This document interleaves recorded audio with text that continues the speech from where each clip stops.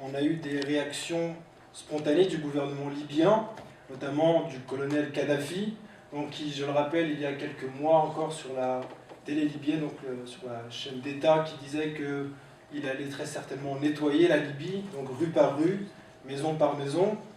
Son fils, qui était Saïf al-Islam, qui était pressenti comme étant très certainement le futur successeur à l'époque, disait aux rebelles libyens qu'il y aurait très certainement des bains de sang en Libye. Donc c'est un conflit aujourd'hui qui a pris une autre tournure. Le vent a changé la donne en Libye, j'ai envie de dire, dans la mesure où, comme vous le savez certainement, le guide libyen est mort, donc dans sa région natale de Sirte, dans des conditions qui aujourd'hui restent assez floues à définir.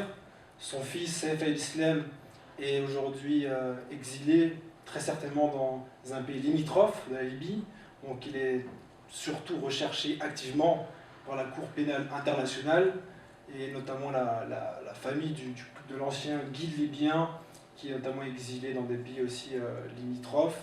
Donc, mais tous ces propos, j'ai envie de dire aujourd'hui, à l'heure actuelle, ils sont à nuancer, dans la mesure où on a un vent de liberté qui souffle sur la Libye, mais on a aussi des défis qui se posent dans ce pays, dans cette nouvelle Libye, j'ai envie de dire cette Libye 2.0, dans la mesure où on a d'un côté un Conseil national de transition qui endosse la responsabilité de faire de la Libye un pays démocratique, mais aussi un peuple libyen de l'autre côté qui aspire à la démocratie, mais aussi à la liberté, qui redécouvre cette liberté ou qui la découvre, dans la mesure où aujourd'hui la Libye s'est débarrassée d'un dictateur qui a régné pendant près de 41 ans, donc dans le pays, dans ce pays du monde arabe. Donc, face à cela, on a de nombreuses questions qui se posent. On a le regard des dirigeants internationaux qui scrutent aujourd'hui la transition en Libye. Donc plusieurs questions à la fois sur le plan politique, c'est-à-dire quand est-ce qu'on va organiser des élections, comment elles vont s'organiser, est-ce qu'elles seront ouvertes aux observateurs internationaux, comment sera organisée la justice, sera-t-elle indépendante ou soumise toujours au pouvoir politique en Libye. Sur le plan militaire notamment, que va-t-on faire de l'armée, quelle sera la place de l'armée dans cette nouvelle Libye, que va-t-on faire des pro-Kadhafi qui demeurent en Libye toujours. Sur le plan notamment religieux, très certainement vous avez dû voir que lors de la libération de la Libye, le président du CNT, Mustafa Abdel-Jalil, qui parlait notamment du retour de la charia en Libye. Donc, de nombreux médias français se posaient la question, pourquoi parler de la charia, de la loi islamique, alors qu'on est dans un mouvement de révolution, on est en train de célébrer une nouvelle Libye. Donc, bref, vous l'avez compris, c'est un tas de questions aujourd'hui qui se posent et auxquelles nos intervenants tenteront de répondre. Donc cette conférence va s'organiser en deux parties. Dans une première partie, nous allons écouter nos invités qui s'exprimeront sur le sujet, qui vont essayer de nous éclairer sur ces différentes problématiques, tout en essayant de revenir sur ce qui s'est passé bien évidemment en Libye. Puis dans une seconde partie, on vous donnera la parole, donc vous pourrez poser les questions à nos intervenants, toutes les questions qui viennent à l'esprit bien évidemment, ça peut être très spontané. Donc je voudrais bien évidemment remercier nos invités d'avoir répondu positivement à notre appel, car c'est extrêmement difficile à l'heure actuelle à Paris d'organiser une conférence sur la Libye. On a essayé de le faire l'année dernière, le projet a été avorté. Cette année, on a essayé de le faire encore, on nous a mis beaucoup de bâtons dans les roues, croyez-moi. Donc je tenais aussi à remercier bien évidemment tous les membres de Sciences Po Monde Arabe qui se sont battus au cours de ces dernières semaines pour que cet événement ait lieu aujourd'hui. Donc avant de... Comment ? Remercier nos invités aussi d'avoir répondu présent. C'est ce que j'ai dit juste avant. donc nous accueillons deux invités aujourd'hui, ce soir, qui sont M. Bernard Valero. Donc, vous êtes porte-parole du ministère des Affaires étrangères et européennes et directeur de la communication du MAE. Et M. Walid El-Nabel, donc vous êtes membre du rassemblement du 17 février, mais aussi conseiller du CNT et surtout avocat en droit français et libyen. Donc je vais commencer par vous, Monsieur El-Nabel, je vais vous donner la parole. Merci beaucoup. C'est moi qui vous remercie de m'avoir invité dans ces prestigieux locaux. Mais avant tout, c'est vrai que la question de la Libye, c'est un gros point d'interrogation dès le début jusqu'à aujourd'hui. Et c'est vrai que malheureusement, il n'y a pas beaucoup d'intervenants à Paris, mais il y en a beaucoup en dehors de Paris qui peuvent intervenir et on peut faire le contact. Mais par contre, pour ne pas sortir du sujet, pour ne pas sortir du contexte du sujet, en fait, si vous voulez, c'est vrai que la Libye a passé 8 mois d'une situation un petit peu sombre, qu'on ne sait pas exactement qu'est-ce qui s'est passé et qu'est-ce qui va se passer. Mais aujourd'hui, je veux me permettre de vous faire ramener un petit peu en arrière, mais pas vous expliquer exactement ce qui s'est passé dans la population, mais comment le CNT, parce qu'on se pose la question sur le CNT, qui est le CNT? Donc je vais vous exposer historiquement en début comment il a été constitué, et après je vous exposerai aussi la déclaration constitutionnelle qui a été préparée par le CNT pour expliquer exactement la future Libye.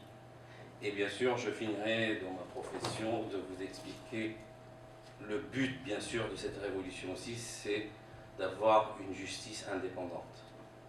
Donc je commencerai par ce côté historique du CNT. Alors, le 24 février 2011, les principaux leaders de l'opposition, les anciens officiers militaires, les chefs tribaux, les universitaires et les hommes d'affaires tiennent une réunion dans la ville d'Al-Bayda. Elle est présidée par l'ancien ministre de la Justice, Moustapha Abdeljalil, qui a fait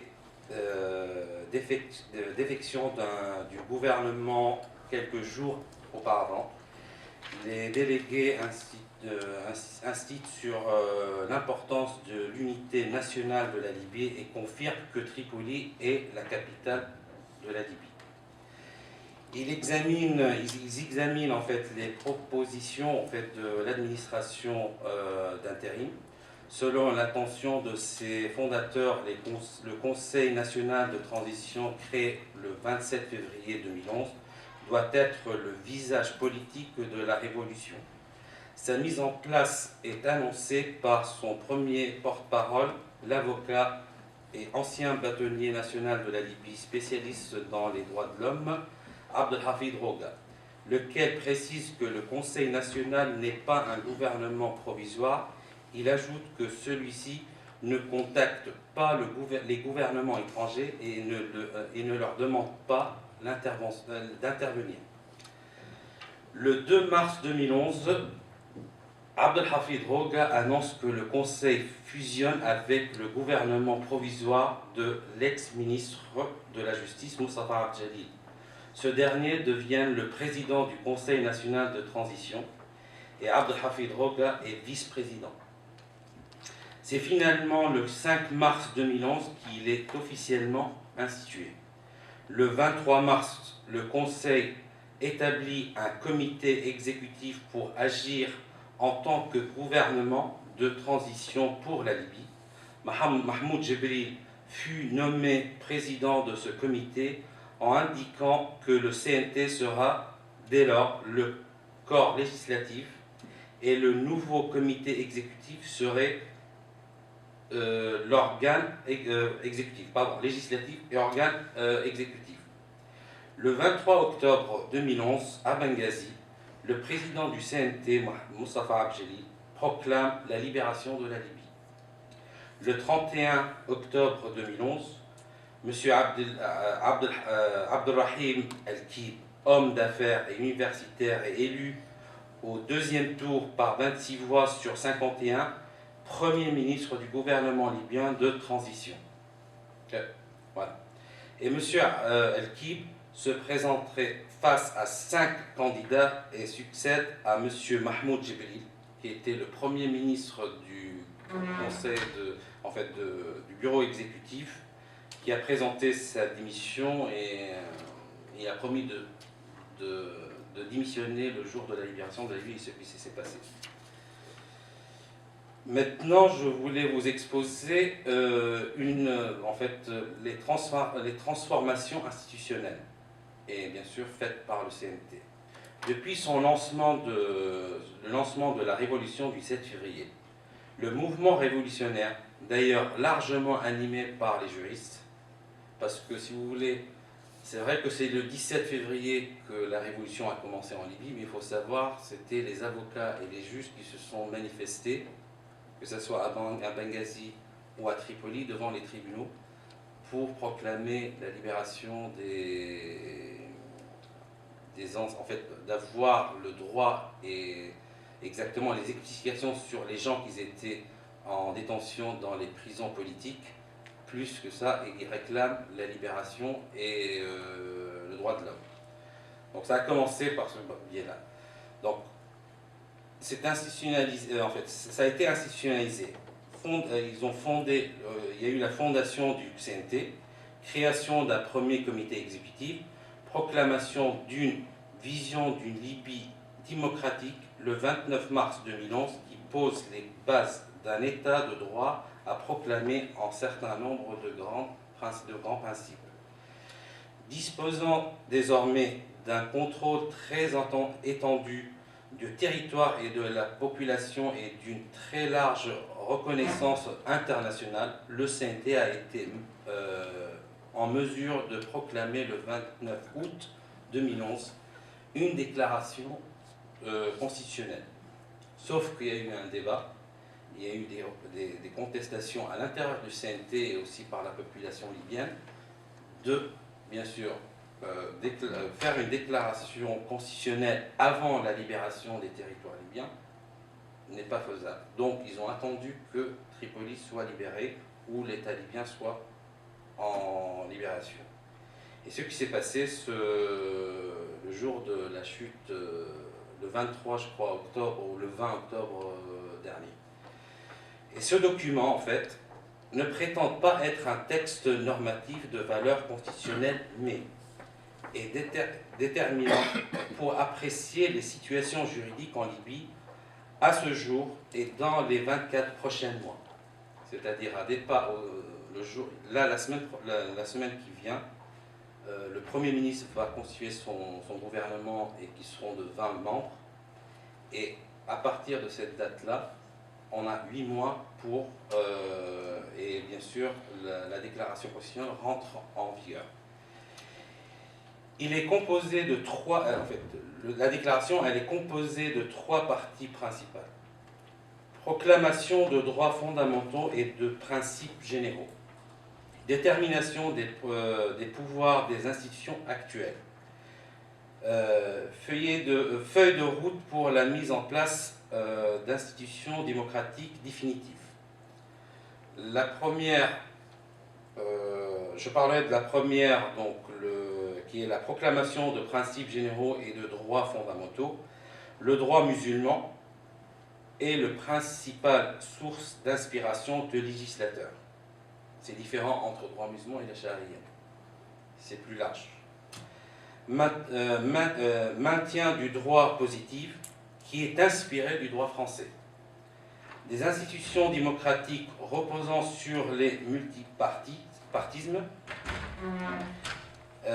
égalité des droits et refus de la discrimination, respect des droits de l'homme et des libertés fondamentales, droit de la propriété privée, distribution équitable de la richesse nationale entre les citoyens. En ce qui concerne la détermination des pouvoirs des institutions provisoires actuelles, le CNT est l'autorité suprême et détient la souveraineté, détermine la politique générale du pays, est composé principalement de représentants du conseil locaux qui peuvent également avoir des compétences sectorales, comporte un certain nombre de comités spécialisés, droit et juristes et justice, affaires militaires, jeunesse, questions politiques, affaires économiques. Accréditer les ambassadeurs, comme M. Mansour ici, qu'on devait l'avoir bien sûr chez nous, sauf que c'est listé. Et voilà.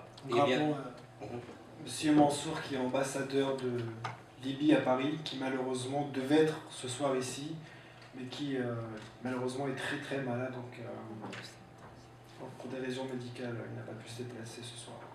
Et je tiens, il vous salue de ma part en fait. Le bureau exécutif, maintenant, ses membres sont désignés par le CNT, et ce qui s'est passé le 23, et l'extérieur du CNT, à l'extérieur du CNT, c'est-à-dire qu'ils n'appartiennent pas au CNT. Il faut savoir que ce qui s'est passé au départ, quand le CNT a été construit, chaque membre a prêté serment pour ne pas se présenter dans les prochaines élections libyennes. Question pour que ce soit en toute transparence. Donc voilà, pour continuer sur le CNT peut révoquer le bureau exécutif aux certains de ses membres. Maintenant sur la question de la feuille de route pour la mise en place de l'institution démocratique définitive. Les dernières étapes de la transition démocratique sont déterminées en fonction de la date de la déclaration de la libération de la totalité du territoire. Ça, c'est fait. À compter de la date de cette déclaration, le CNT, maintenant c'est ça qui nous intéresse aujourd'hui, remplacera dans un premier temps le bureau exécutif par un gouvernement provisoire dont l'organisation sera plus structurée. Ça c'est déjà fait, et préparera les élections d'un congrès national général qui devrait avoir lieu à échéance de 8 mois. Le congrès national général sera toujours un organe de transition, mais à la différence du CNT, disposera d'une légitimité démocratique, parce que dans chaque région géographiquement, il y aura des élections pour ce congrès. Et bien sûr, le congrès, quand il sera élu, le CNT va disparaître dans 8 mois, en principe. Et c'est là que personne ne va se présenter dans ces élections dont je parle. Et le projet de constitution sera lui-même mettre en place une commission ayant pour objet de rédiger un projet de constitution.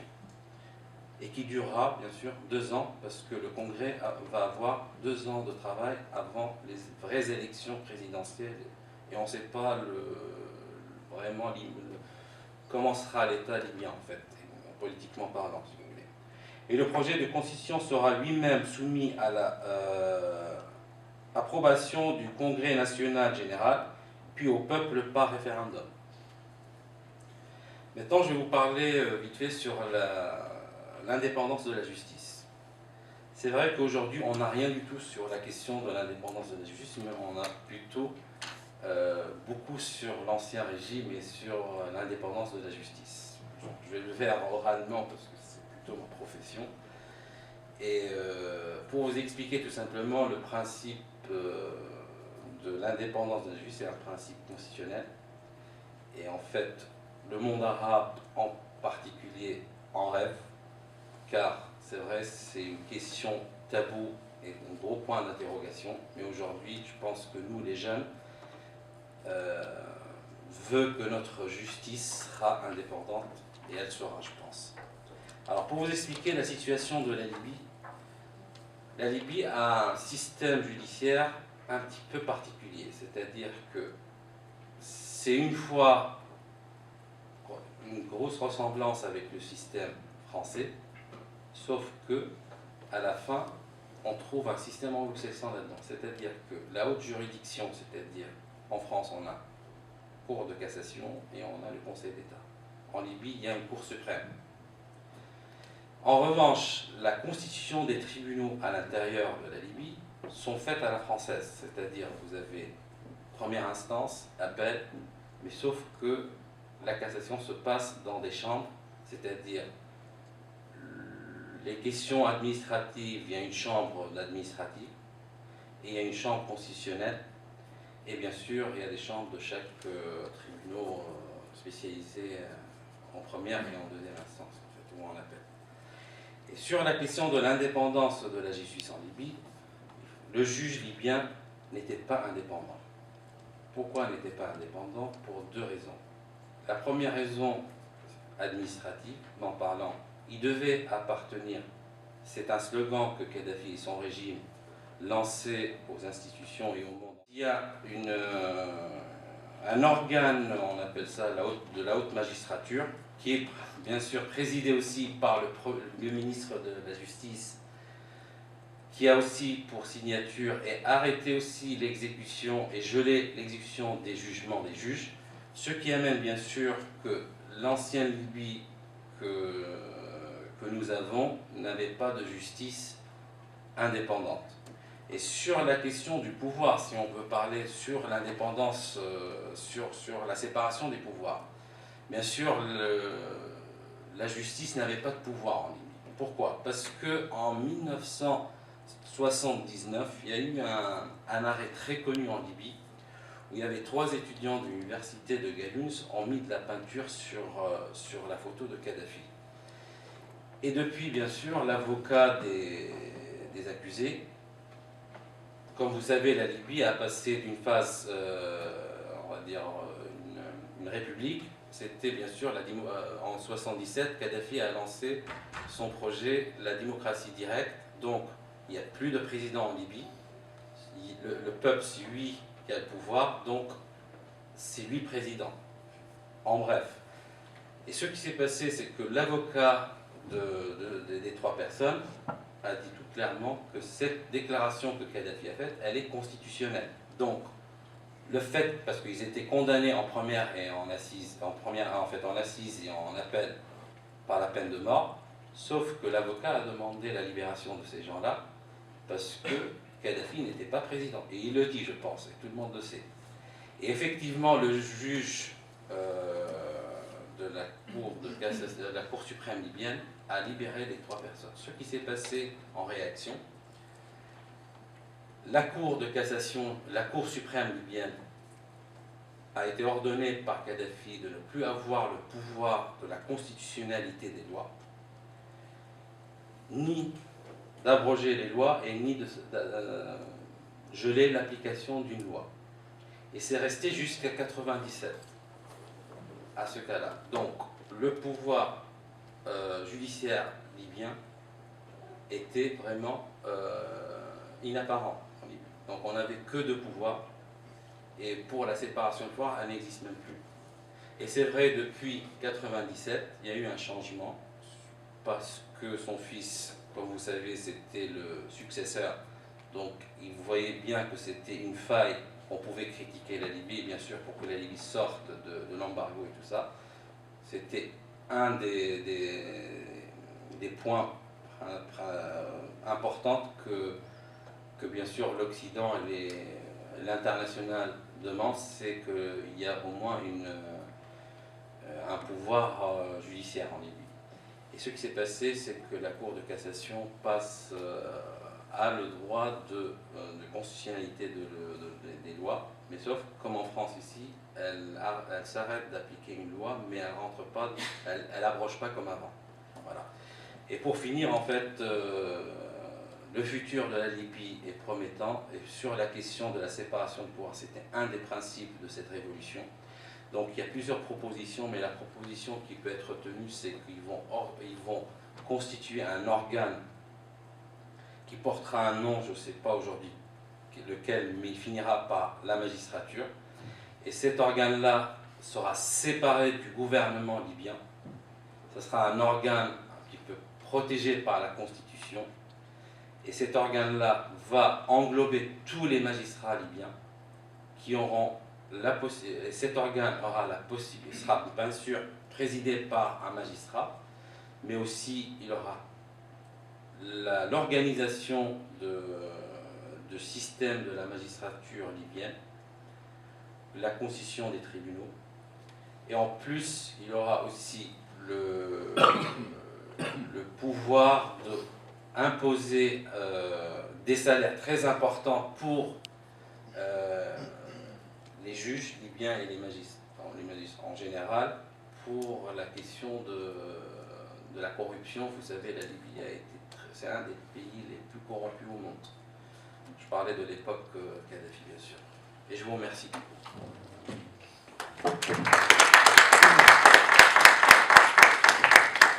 Merci, monsieur. M. Labal pour cette intervention très intéressante. Monsieur Bernard Valero, vous êtes, comme je le disais en introduction, porte-parole du ministère des Affaires étrangères et directeur de la communication. Donc, la France a été impliquée dans ce conflit. La France aujourd'hui regarde ce qui se passe toujours en Libye. Elle porte attention à la transition démocratique qui est en train de se faire en Libye. Donc, je vous laisse la parole pour aujourd'hui, c'est de nous définir clairement quelle a été, quelle est aujourd'hui la position de la France. Merci beaucoup. Je voudrais d'abord vous remercier de m'avoir invité ici ce soir avec vous et puis surtout de vous féliciter pour l'organisation de ce débat. Je crois que vous avez eu récemment également un débat sur la Syrie et toutes les problématiques que vous évoquez dans vos conférences me semblent tout à fait pertinentes et surtout tout à fait liées à l'actualité. Et je vous encourage vivement à continuer parce que nous avons une actualité qui est très riche et qui vous amènera certainement à faire d'autres conférences tout aussi intéressantes que celle de ce soir. Et je vous encourage vivement à le faire en dépit des obstacles que vous avez pu signaler tout à l'heure, parce que ce sont de vrais sujets, parce qu'on ne parle pas de choses théoriques, mais de problèmes très très concrets et qui, pour nous ici en France, en Europe, nous sont très proches géographiquement, très proches également sur le plan des valeurs qui sont en jeu, qui ont été en jeu en Libye, qui ont été en jeu en Tunisie, en Égypte et de manière dramatique, de plus en plus tragique également en Syrie. Je vais être très bref pour deux raisons. La première, c'est que je ne sais pas très bien par quoi commencer, et la seconde, parce qu'il me semble intéressant également que nous ayons un échange et de répondre à vos questions. Comme de par mes fonctions, je suis payé pour ne pas répondre aux questions, ça rend l'exercice en ce qui me concerne tout à fait facile. Je ne sais pas très bien par quoi commencer. Je vais faire deux parties puisqu'on est à Sciences Po. Première partie, vous imaginez que vous êtes au ministère des Affaires étrangères, vous êtes conseiller au cabinet du ministre des Affaires étrangères, et puis tout d'un coup, vous voyez arriver des télégrammes de notre ambassadeur, l'ambassadeur de France à Tripoli, qui deviennent de plus en plus alarmants, c'est-à-dire des manifestations qui se multiplient. On se dit, tiens, s'il y a des gens qui descendent dans la rue, c'est parce qu'il y a un malaise, alors on va voir s'ils demandent des augmentations de salaire. Et puis non, c'est pas tout à fait des augmentations de salaire qu'ils demandent, c'est davantage de liberté, davantage de démocratie. On dit, tiens, ça c'est intéressant, donc s'ils demandent quelque chose, c'est qu'il y a un manque, alors on va voir ça d'un peu plus près. Et puis ensuite, au fur et à mesure que les jours passent, vous avez des petits clignotants qui s'allument, c'est-à-dire que la répression commence à se mettre en marche, parce qu'effectivement, comme cela a été rappelé par notre ami tout à l'heure, l'une des bases du système Kadhafi, et il a eu le temps effectivement de perfectionner les choses pendant quasiment 42 ans, c'était effectivement un appareil répressif qui était pour le moins performant et qui a donné toute la mesure de son talent dans les premières semaines des manifestations. Et donc là, on a vu tout d'un coup, en rafale, si je puis dire, sans mauvais jeu de mots, des clignotants rouges s'allumer de plus en plus. Alors, quand vous êtes auprès du cabinet du ministre auprès du ministre des Affaires étrangères, vous êtes censé lui donner des avis, lui établir une ligne politique. Qu'est-ce que va faire la France devant cette situation? Alors, évidemment, la solution la plus confortable serait évidemment, devant ce à quoi on a assisté dans les premières semaines des manifestations et de la répression en Libye, c'était de ne rien dire. Parce que, oulala, on va surtout pas fâcher M. Kadhafi, parce que vous comprenez, on a des intérêts économiques importants, parce que c'est quelqu'un qui joue un rôle important, pas tellement sur la scène arabe, mais en revanche sur la scène africaine, parce que c'était ça véritablement son terrain de jeu depuis des années. Donc on va rien dire. Ça, c'est la situation très confortable, la position très confortable, mais ça n'a pas été celle de la France. Et donc on a commencé à dénoncer. On a été parmi les premiers, sinon le premier. Si je vous dis qu'on a été le premier, vous allez penser que je raconte des histoires, mais on a été, soyons diplomates, parmi les premiers à dénoncer ce qui se passait publiquement sur la scène internationale, ce qui se passait en Libye. Et on le faisait avec d'autant plus de détermination, d'urgence et de vigueur que la répression commençait à trouver son élan et à son rythme trouver son rythme de croisière au fur et à mesure qu'on voyait s'allonger la liste des victimes et s'alourdir les bilans. Et puis les choses naturellement ont empiré parce que les uns et les autres étaient partis sur une spirale de répression, de poursuite des manifestations, etc. Et là, on a eu à faire face. Je vous raconte un petit peu le fil pour que vous voyez très concrètement quels sont les problèmes que nous avons à traiter lorsqu'on fait ce travail de diplomate. Le premier problème que nous avons eu à traiter, au fur et à mesure que la situation se détériorait un peu partout sur la géographie libyenne, ça a été la sécurité de nos compatriotes. On s'est aperçu qu'on avait environ 2 000 à 3 000 ressortissants français qui y habitaient, qui résidaient en Libye, et puis au fur et à mesure, on s'est aperçu aussi que dans le sud libyen, on avait des groupes de touristes qui gambadaient dans le désert, faisaient des treks, et on s'est dit, bon, il va peut-être falloir les faire revenir. Premier problème, il faut trouver les moyens de les faire revenir pour les mettre en sécurité chez nous. Le moyen principal, évidemment, c'est l'avion. Un avion, ça vole, mais à un moment donné, il faut que ça atterrisse. Et quand on veut qu'un avion atterrisse dans un pays étranger, il faut demander une autorisation d'atterrissage. Et donc, c'est là où toute la diplomatie donne toute la mesure de son talent, parce que quand vous êtes ambassadeur de France à Tripoli et que vous allez voir les autorités locales pour demander une autorisation d'atterrissage pour un avion de manière à récupérer et à rapatrier nos ressortissants, eh bien, vous avez beaucoup de difficultés parce qu'au même moment, vous avez le porte-parole du Quai d'Orsay ou le ministre des Affaires étrangères qui critique, dénonce, condamne les autorités libyennes. Donc c'est un exercice un petit peu difficile et on a eu l'occasion de le faire à de nombreuses reprises parce qu'il fallait faire beaucoup de rotations pour ramener tous nos compatriotes et d'autres d'ailleurs, d'autres nationalités en France. Une fois qu'on a passé cette étape, avec le point final évidemment qui était la fermeture de notre ambassade et le rapatriement de notre ambassadeur et de son personnel, eh bien on est passé à autre chose. On est passé à autre chose parce que M. Kadhafi lui-même était passé à autre chose.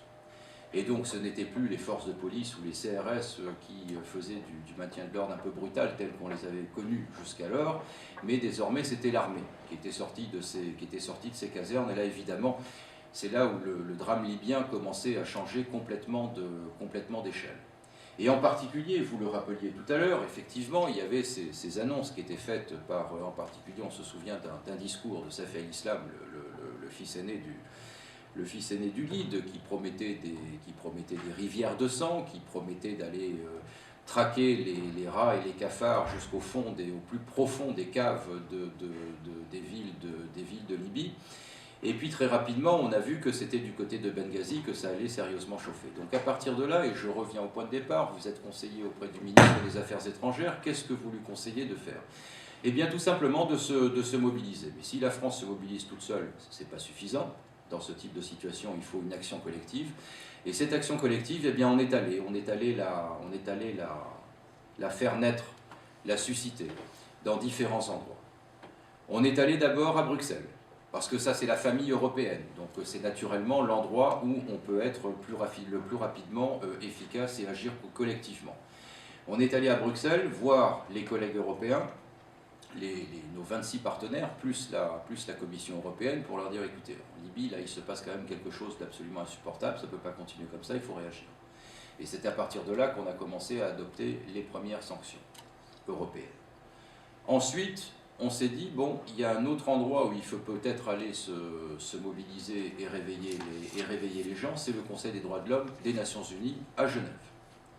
Et c'était d'autant plus paradoxal que la Libye était membre de ce Conseil des droits de l'homme. Donc ça tombait bien, si je puis dire. Et donc nous sommes allés à Genève, et là aussi, nous avons mobilisé les consciences, parce que c'était de cela qu'il s'agissait au départ, mobiliser les consciences internationales, les consciences de la communauté internationale, pour dire, regardez ce qui se passe et ce qui va se passer, ce qui est annoncé qu'il va se passer, tout à fait inacceptable, tout à fait insupportable.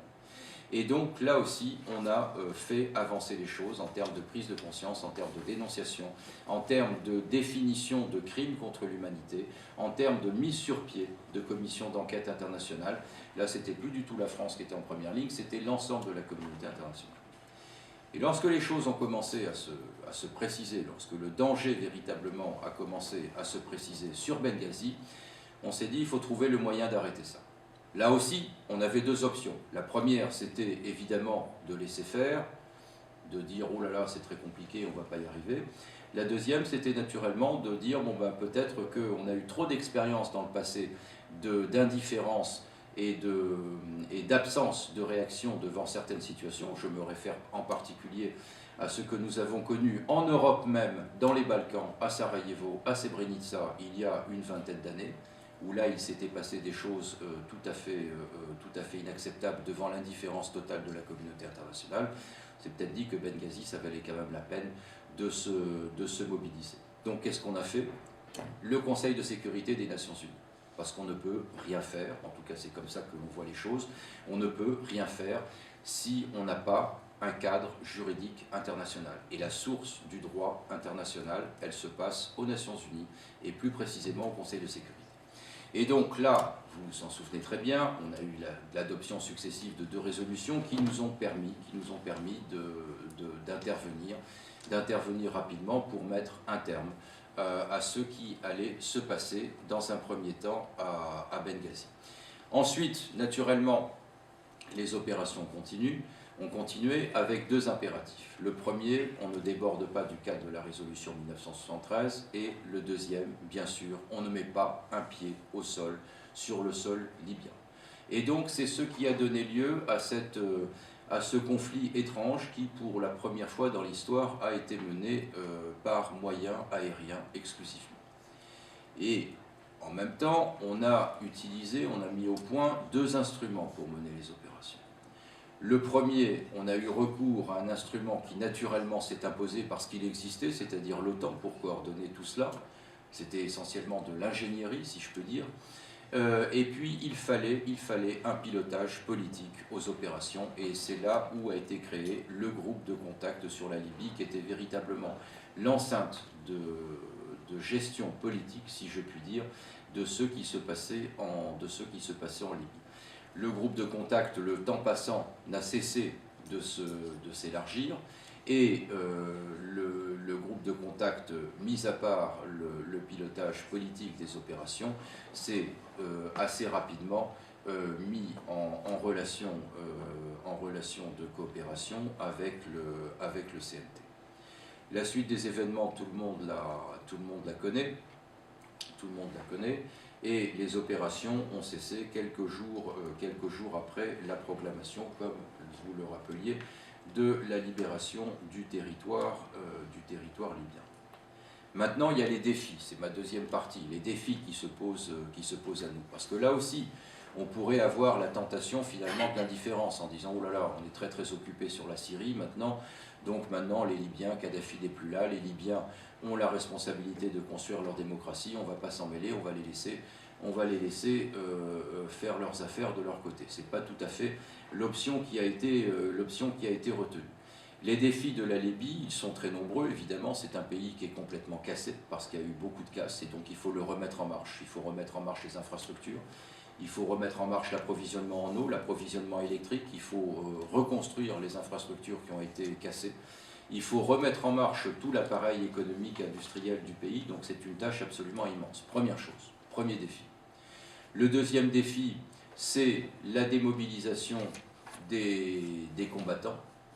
La démobilisation des combattants, ça veut dire quoi? Ça veut dire assurer le contrôle des armes, démobiliser ceux qui se sont battus pendant des mois et leur offrir maintenant d'autres perspectives. Retour à la vie civile, ou alors, et c'est la partie complémentaire de la démobilisation, c'est tout le travail qui va devoir être mené maintenant pour la création ex nihilo de forces de police, de forces militaires, c'est-à-dire exactement le même travail qui était évoqué par notre ami tout à l'heure sur la construction ex nihilo d'une justice, d'une vraie justice.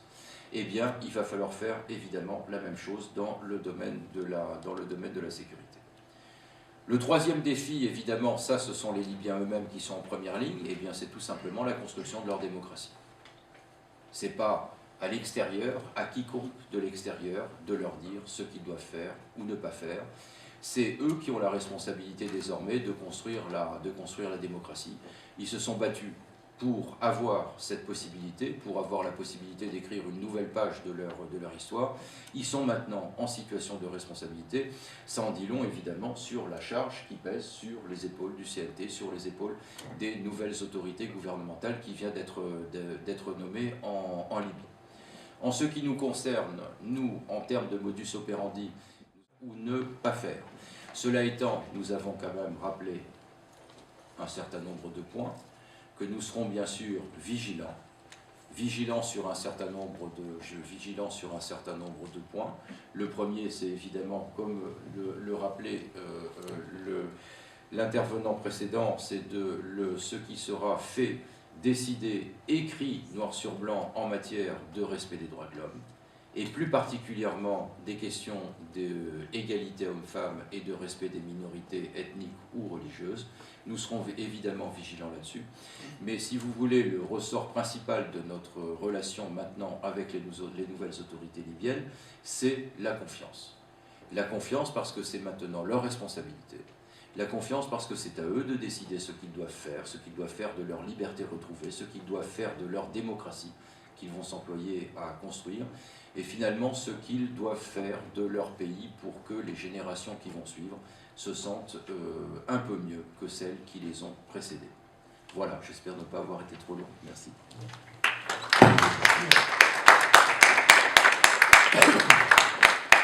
Bien, merci Monsieur Valero pour cette intervention. Donc, sans plus attendre, on va directement passer à la séance de questions-réponses. Bon, si je ne m'abuse, Monsieur Valero, vous devez partir plus tôt ce soir. Donc, si vous avez des questions qui sont directement adressées à Monsieur Valero, n'hésitez pas à les poser en premier. Comme ça, on aura plus de temps à débattre ensuite avec vous sur d'autres questions, peut-être qui concernent davantage plus la transition en Libye. Oui. Bonsoir, Monsieur Valero. Il y a quelques semaines, l'ONG Human Rights Watch a diffusé une vidéo où il se retrouve dans des dépôts d'armes qui ne sont absolument pas surveillés. Et visiblement, il y en a un peu partout. Quelles garanties ont été données aux autorités françaises de la protection de ces dépôts d'armes avant que des groupes comme ACMI s'en emparent et se mettent à les diffuser dans tout le Sahel? Je vais répondre très très brièvement. Human Rights Watch a fait un travail extraordinaire autour. Il y avait d'autres problèmes qui étaient signalés, c'était les règlements de compte et ceux qui ressemblent quand même à un certain nombre d'exécutions, pour le moins hâtives. Donc effectivement, on a reçu beaucoup d'informations de terrain sur un certain nombre de points. Et maintenant, cela est d'autant plus facile que, autant on s'était interdit d'être au sol pendant toute la durée des opérations, maintenant tout le monde est là, tout le monde est présent, tout le monde peut aller voir, tout le monde peut interroger les uns les autres sur ce qui s'est passé, etc. etc. Bon. Deux constats. Le premier, et votre question est tout à fait pertinente, c'est le contrôle des stocks d'armes de Kadhafi. Kadhafi avait apparemment une véritable passion pour les armes, et à un certain moment d'ailleurs, il y a une quinzaine d'années, on pensait même qu'il pouvait s'enticher d'armes nucléaires ou d'armes de destruction massive, gaz toxiques et autres. Et en tout cas, ce qu'on a découvert dans ces différents arsenaux, ça fait un peu froid dans le dos. Ça fait un peu froid dans le dos parce que d'abord, c'est les quantités qui sont terriblement impressionnantes. Deuxièmement, c'est que dans ces arsenaux que l'on a découverts au fur et à mesure de la progression de la résistance, on s'est aperçu qu'il y avait des armes qui étaient terriblement dangereuses. C'est ce qu'on appelle les manpads, c'est-à-dire les petits missiles sol-air qui vous permettent d'abattre un avion dans des conditions relativement faciles jusqu'à une certaine altitude. Et puis le troisième souci, évidemment, que nous avons, c'est l'absence de contrôle de ces stocks d'armes, et évidemment, avec le Sahel qui est à côté et un certain nombre de relations qui peut exister entre les terroristes d'AQMI et la Libye, cela évidemment pose un véritable problème de sécurité, non seulement de sécurité en Libye, mais de sécurité régionale. Donc là, on est, avec d'autres, on est engagé dans une opération et surtout avec la participation, ça je tiens à le dire, avec la participation active des nouvelles autorités libyennes, on est engagé dans un travail de recensement, d'identification, de localisation et de traçage de toutes ces armes, parce qu'il y a un véritable arsenal dans ce pays qui est tout à fait considérable. Et donc il y a tout un travail qui est fait, c'est très très long, un travail qui est fait pour essayer de mettre tout ça en lieu sûr. C'est pas facile parce qu'il y a de l'évaporation. Il y a de l'évaporation et je pense pas simplement en termes météorologiques. Et tout ça peut se retrouver dans des mains pas toujours bien animées de bonnes intentions. Ça, c'est le premier problème, c'est une responsabilité première, là aussi, des Libyens, et on est avec eux, précisément, pour les aider, parce que c'est une question de sécurité pour eux, mais c'est une question de sécurité pour tous les pays de la région, y compris pour nous. Et là aussi, les Nations Unies interviennent de plus en plus intensivement. Il y a un autre problème dans ce domaine-là qui se pose, c'est aussi les mines. Parce qu'au cours des derniers mois, il y a eu beaucoup de mines antipersonnelles, etc., qui ont été disséminées sur l'ensemble de grandes parties du territoire libyen, et dans certains endroits, ça pose véritablement un problème. Donc on est là-dessus, et on ne se cache pas les yeux devant la réalité de ce problème qui est très grave. Le deuxième problème, c'est sur un terrain plus droit de l'homme, mais là aussi, Human Rights Watch a fait un très bon travail, mais ils ne sont pas les seuls, il y en a beaucoup d'autres. C'est un petit peu tout ce qui s'est passé en matière de violation des droits de l'homme au cours des derniers mois et au cours des dernières semaines. Vous savez, dans ces périodes, c'est un petit peu comme des périodes un peu troubles où on ne sait plus très bien où est l'autorité, comme celle que nous avons connue en France au moment des libérations. Règlement de compte, etc., etc.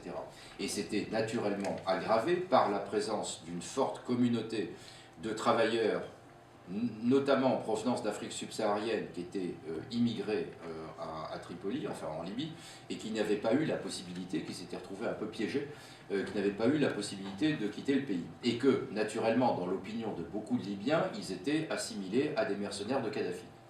Il y a un petit peu de vrai dans tout ça, bien sûr. Mais le résultat qui est inquiétant, c'est qu'il y a eu un certain nombre de règlements de compte. Et là, nous, notre position, elle était très très claire. Très très claire, on a cessé de dire aux autorités libyennes, nouvelles autorités libyennes, attention, là, on vous rend véritablement responsable de ce qui a pu se passer à tel ou tel endroit, parce qu'on a des indices, etc., etc. Et donc, on parlait de la justice tout à l'heure, effectivement, il doit y avoir des enquêtes. Il n'y a pas les mauvais Libyens sous Kadhafi qui tuaient des gens, et puis les nouveaux Libyens qui, eux, évidemment, n'ont rien à se reprocher. On est dans ce genre de période historique d'un pays où il peut y avoir véritablement, on a connu ça chez nous à de très nombreuses reprises, il peut y avoir des dérapages sur le terrain du respect de la vie humaine, sur le terrain des droits de l'homme. Et là, la position de la France, elle est très claire, elle est très lucide, c'est-à-dire, on sait parfaitement ce qui se passe, on connaît la réalité, et on entend bien que la justice, effectivement, s'applique dans un cas comme dans l'autre. Donc ce n'est pas un problème que l'on glisse sous la table en disant « Oh là là, c'est formidable, maintenant il y a la démocratie en Libye, tout va bien ». Non, non, non. On dit attention, là, il peut y avoir des problèmes. On va prendre une deuxième question. Bonsoir. Alors, il y a un acteur de plus en plus important, le Qatar, qui a joué un rôle dans le soutien de l'opposition libyenne et aujourd'hui maintenant même en Syrie. Donc comment la France explique le rôle de plus en plus actif de ce petit pays du Golfe? Merci. Oui, bah écoutez, il faut leur demander. Hein. Il faudrait leur demander. Moi, sur le Qatar, c'est un petit pays du Golfe, mais qui a... vous savez, des fois, il n'y a pas simplement la taille, le nombre de kilomètres carrés dans un pays qui est important, ou le PNB, ou la démographie. Hein. On peut être un pays de taille réduite et jouer un rôle important sur la scène internationale. Imaginez par exemple, vous êtes chinoise. Vous êtes chinoise et tout d'un coup vous voyez des Français qui ont la prétention de jouer un rôle important sur la scène internationale. Alors, en Chine, il y a 1,3 milliard d'habitants et vous regardez la France, c'est tout petit. 65 millions d'habitants, c'est rien du tout, c'est ridicule. Bon, donc tout est relatif. Le Qatar, c'est un pays qui est actif sur la scène internationale, c'est un pays qui, comme tous les autres, a un droit de vote aux Nations Unies, et c'est un pays qui, visiblement, est mobilisé en ce moment, et pas simplement en ce moment, parce que ça fait longtemps qu'ils sont dans cette dynamique, qui est mobilisé un petit peu dans le sens du vent qui souffle à la faveur des printemps arabes. On a vu ce qu'ils ont fait en Libye et ils ont joué effectivement un rôle très très actif. Aujourd'hui, ils le sont également avec d'autres sur le dossier syrien. Ils jouent un rôle tout à fait positif et ils jouent un rôle d'autant plus positif, me semble-t-il, que, davantage sur le dossier syrien que sur le dossier libyen. Ils sont engagés désormais dans une démarche collective avec la Ligue arabe. Petite parenthèse sur la Syrie, ce que fait en ce moment la Ligue arabe est terriblement important. Le Qatar est dans cet ensemble. Et ce sera d'autant plus, le rôle du Qatar est d'autant plus important que non seulement il contribue dans les évolutions qui sont en marche, mais qu'il va s'impliquer de plus en plus dans la période, dans l'après, dans l'after. Ça veut dire la reconstruction, ça veut dire la formation, ça veut dire ce que je disais tout à l'heure, tous les défis que la Libye doit relever actuellement. La remise en marche des infrastructures. Vous savez ce qui manque le plus à la Libye aujourd'hui? Ce sont des médecins et des médicaments. Parce qu'il y a actuellement des centaines, voire des milliers de Libyens qui ont été blessés, qui ont été handicapés à vie pendant les combats. Et qui sont toujours en unité de soins intensifs dans des conditions qui ne sont pas les meilleures. Nous accueillons en France des blessés libyens pour les traiter dans nos hôpitaux. Ils sont arrivés d'ailleurs. Ils sont arrivés, absolument.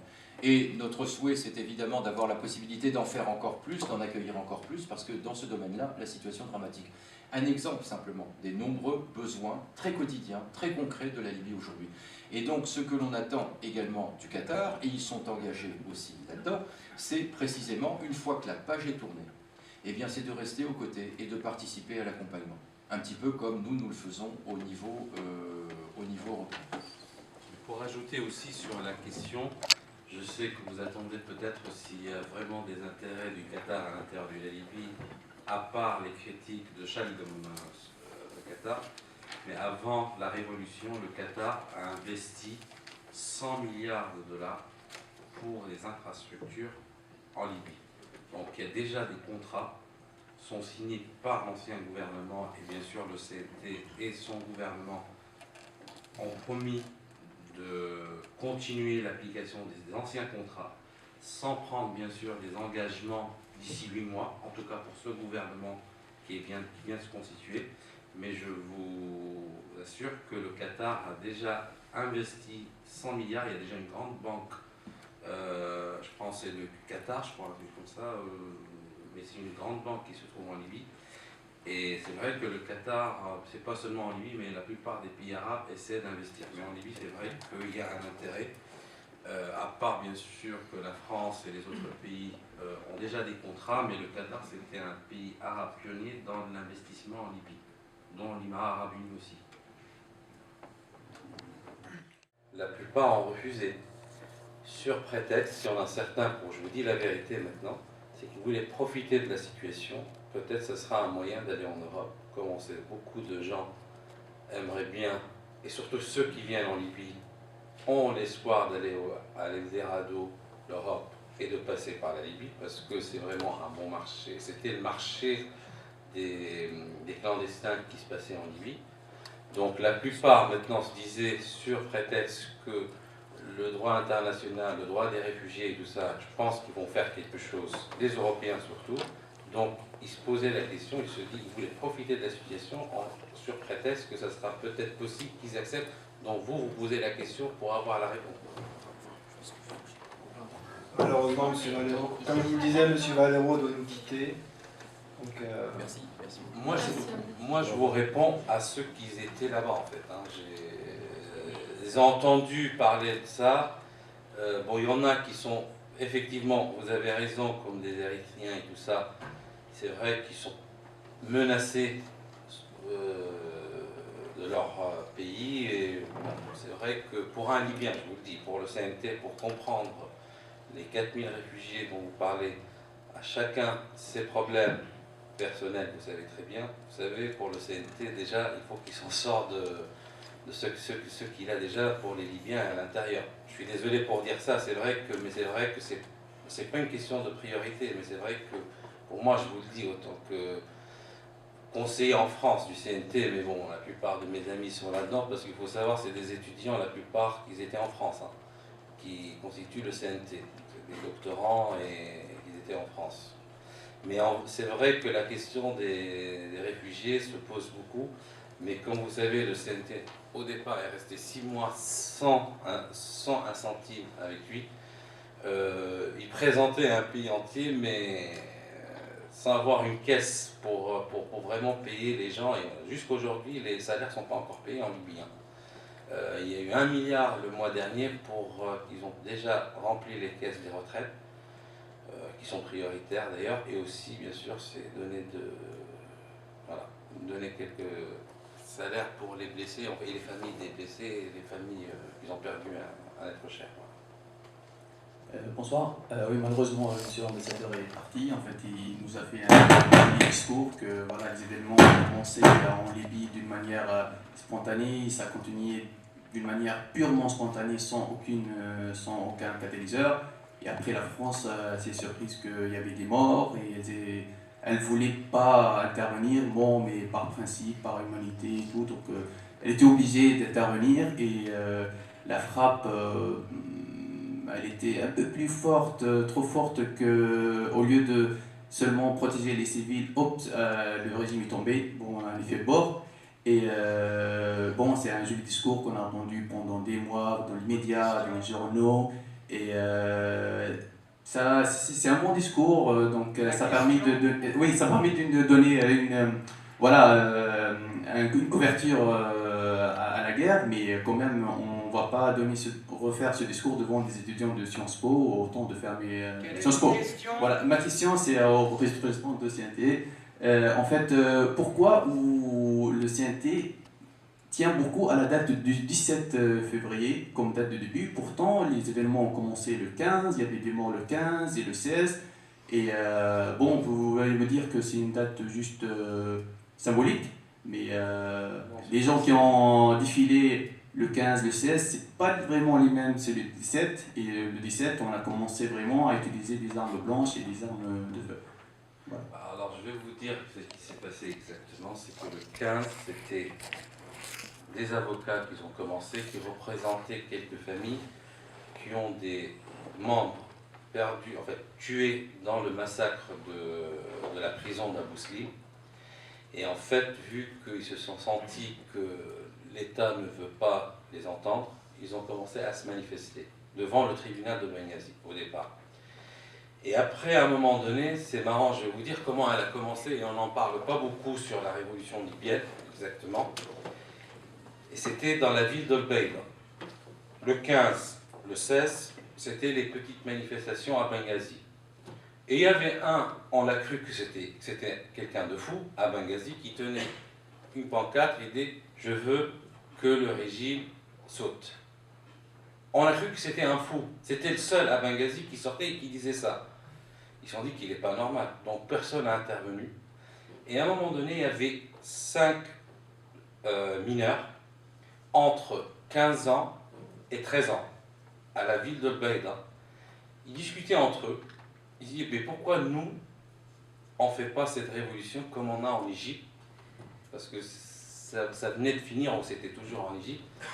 Et bien sûr, la Tunisie, elle était pionnière là-dedans. Et à un moment donné, ils ont commencé à jeter des pierres sur un poste de police. Et à un moment donné, le premier mort, il était de la famille El-Hemri, qui s'appelle Oussama, je crois. Sa mère est égyptienne. Et il a pris une balle en pleine tête par un policier. Et c'est là que ça a commencé la révolution libyenne. Moi personnellement, qui vis en France, j'ai cru que la colombe de la liberté, elle nous a passé et elle a atterri en Égypte. Elle est repartie vers le Yémen. Et je me suis dit, pour nous, il n'y a plus d'espoir. Il n'y a plus d'espoir. Mais c'est grâce à ces jeunes-là que les choses ont commencé. Et il faut que vous sachiez quelque chose, c'est que la révolution libyenne a commencé d'une manière pacifique. Vous savez, les questions que prendre une balle qui vous ouvre le thorax, je pense que vous avez vu les images sur YouTube, les gens n'avaient rien du tout. Et c'est après 2 mois qu'ils ont commencé à avoir des armes et bien sûr, ils faisaient des opérations le soir contre les milices et les loyalistes de Kadhafi et prendre des armes. Et voilà, c'est là que ça a été constitué. Et tout le monde a des armes aujourd'hui. Hein. Vous achetez un Kalachnikov à 300 € et 30 € le pistolet. Pas cher. Voilà, malheureusement. Mais ça a commencé comme ça. C'était des enfants. Ils étaient en train de discuter, ils ont essayé le truc et c'est là où la révolution a déclenché en Libye. C'est pas à cause du pain en fait. En plus c'est marrant, ils me disent qu'ils sont tous en jean et en de marque et tout ça et on voit pas pourquoi ils font de la révolution. Mais ça a commencé comme ça en fait. Mais ça se voit qu'il y a un ras-le-bol en fait dans l'état entier en fait, hein, libyen. Bonjour. Bonjour. En fait, j'ai plusieurs questions. Une partie a été destinée à M. Valero, mais j'espère qu'un jour quelqu'un lui posera ces questions-là. Alors, la première question, c'est, avant de parler de démocratie, avant de parler de droits de l'homme, avant de parler de justice indépendante, est-ce qu'il ne faudrait pas parler d'abord de quelque chose qui peut sembler évident pour tout le monde, mais c'est l'existence de l'État en Libye. Est-ce qu'il existe un État en Libye? Globalement, à la fin des années 70, Kadhafi a complètement déstructuré l'administration, il l'a vidé de toutes ses prérogatives. Et la preuve en est, c'est que, alors qu'en Syrie, si on fait, comme l'a dit M. Valero, si on marche pendant 24, au bout de 24 heures, on est arrêté par les services secrets, en Libye, en pleine révolution, on ne l'était pas. Donc, et d'ailleurs, ce n'est pas l'armée qu'on a vue, mais c'est des milices de Kadhafi, et c'est pas la police, mais c'est des mercenaires.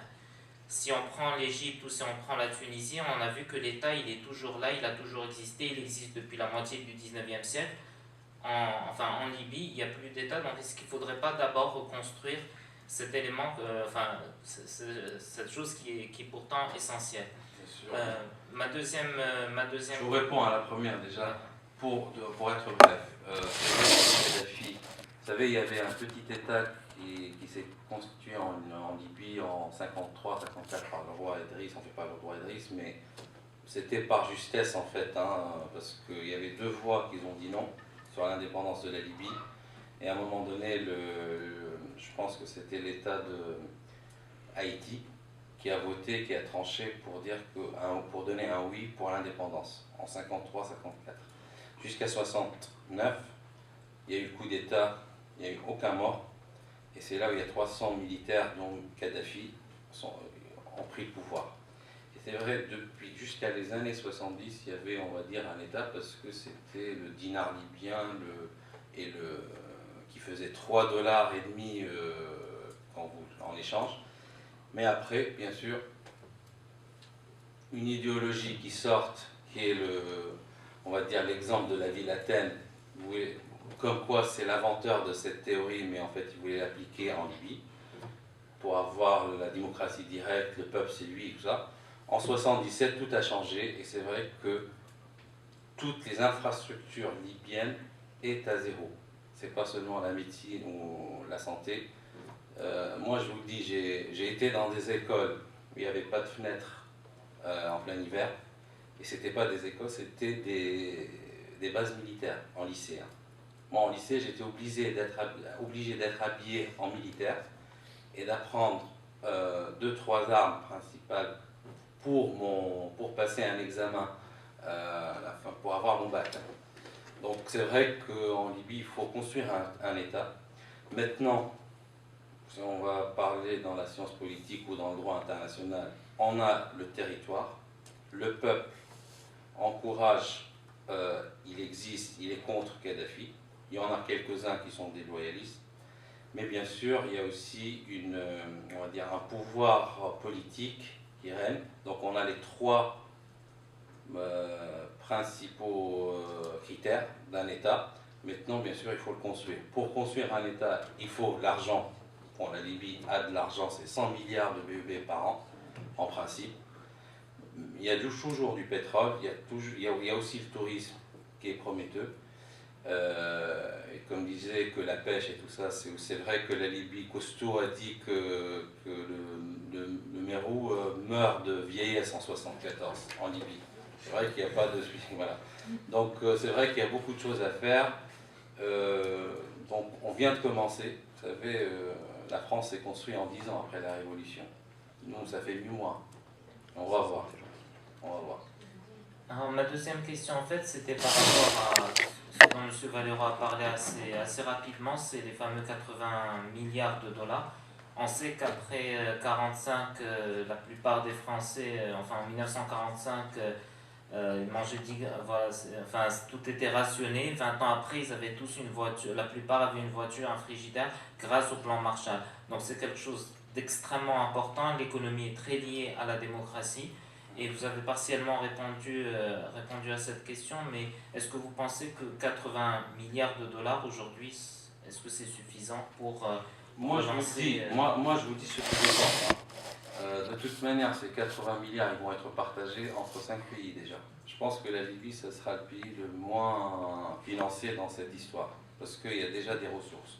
Mais sauf que, bon, printemps arabe, prétexte, tout ça, et pour l'égalité des parts, je pense qu'il n'y aura pas beaucoup de financement pour la Libye, mais peut-être pour faire avancer la machine, on va prêter à la Libye de l'argent. Vous savez, dans la Banque mondiale, la Libye n'est pas débitrice, elle est créditeur.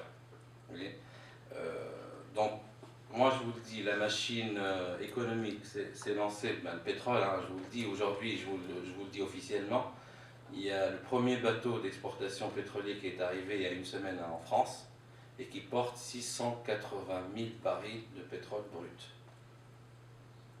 Donc je vous laisse imaginer par rapport à l'argent. D'accord ? Il y avait 7 milliards d'euros en France gelés. Il reste aujourd'hui dans les 55 millions d'euros. Si vous allez me parler de la facture, je vous fais le calcul, ça coûte 400 millions d'euros cette intervention militaire. Donc, si vous parlez, est-ce que la facture a été payée? Je vous dis, il reste 55 millions d'euros, il y avait 7 milliards. J'accuse pas, mais bon. En tout cas, pour la Libye, c'est une question de facture.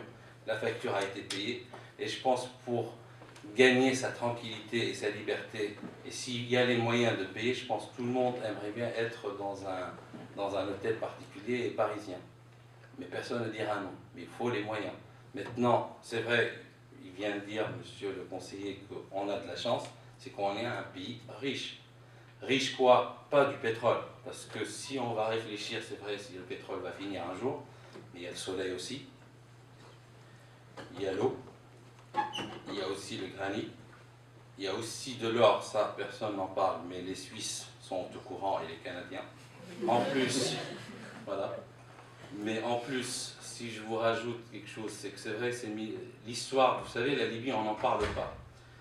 Nous, les Libyens, vous savez très bien, dans le monde arabe, on est considérés comme des idiots, malheureusement. Voilà.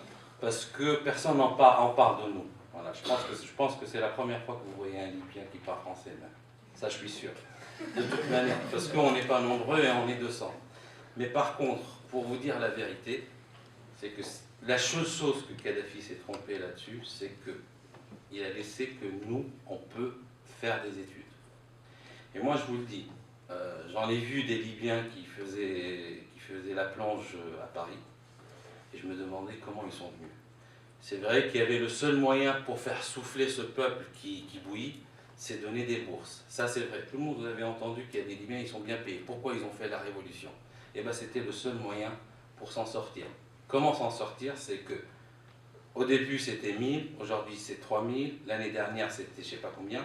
On est arrivé quand même à 3000 étudiants aux États-Unis. Et vous savez quoi? Tous les étudiants à l'étranger sont contre Kadhafi, même ceux de la famille. Il y en a des exceptions, mais ils ont compris, ils ont vu la vie. Vous savez, parce que la vie c'était fermé. On avait une chaîne. Ça me fait marrer, il y avait une doctorante marocaine avec moi à Poitiers. Il disait, tu sais, mon papa, quand il voulait nous punir, il nous mettait la chaîne libyenne. Il avait raison. Il avait raison. Vous savez qu'est-ce qu'il y a? Il n'y a que les discours de Kadhafi. Et le matin, vous savez quoi? Nous, ici en France, on voyait des dessins animés quand j'étais petit, très très très sophistiqués et tout ça. À l'époque de Casimir, si vous voulez, en Libye, il n'y avait pas de dessin animé.